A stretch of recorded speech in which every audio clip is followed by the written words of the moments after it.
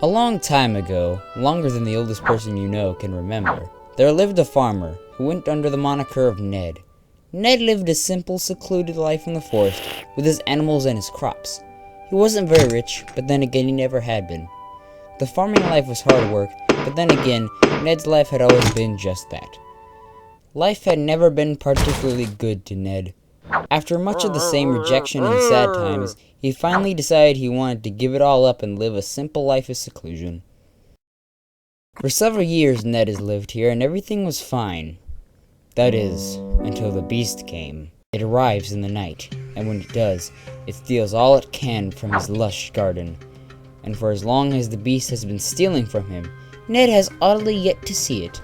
"But by golly," said Ned, "I'm tired of all this tomfoolery. I'm going to see to it that the beast meets its end." And so, Ned began crafting traps of all shapes, sizes, colors, and forms, so he could finally trap this mysterious creature.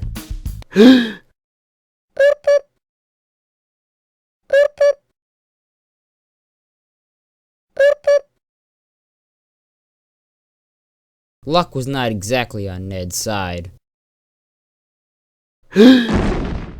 After multiple failed attempts, Ned isn't exactly too pleased.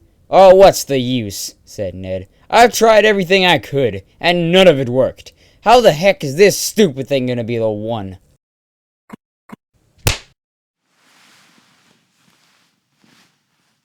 "So, it looks like I caught you," remarked Ned with a smug look on his face. Finally something went right. You know, things don't always need to be right for them to be good. "Wait, what? You can talk? Just what the heck are you? And why have you been stealing from my crops?" The creature responds. I am a spirit of these forests. I have wandered these lands for centuries, or maybe millenniums, I'm not too sure anymore.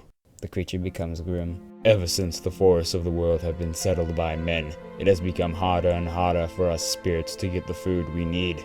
Many have abandoned this world's forests in search of others. I and my children have not. The creature waved a gem in its hand. In a flash of light, they are transported to the creature's cave. The small fish children are eating their daily meal. "Why wouldn't you leave?" questioned Ned. "It would be a lot easier to feed your family. You wouldn't have to put up with people like me trapping you." You see, I like to keep a positive outlook on life. Even though some may trap me, and food is getting harder and harder to acquire, I think that in the end, they'll all be for the better. My kids will grow up where I did, and who knows, maybe the forest will regain itself. You can't just back down when the going gets tough, you know.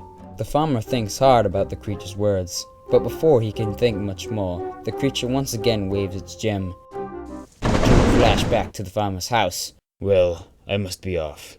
Have a nice day. The farmer is left to its own devices, but then he realized something. "Why should I just back down for life's challenges? I'm going back to college and getting my diploma, and when I'm done, I'll get a good job that'll help people."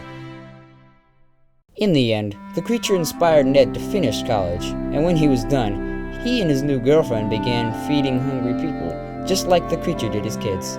And they all lived happily ever after. The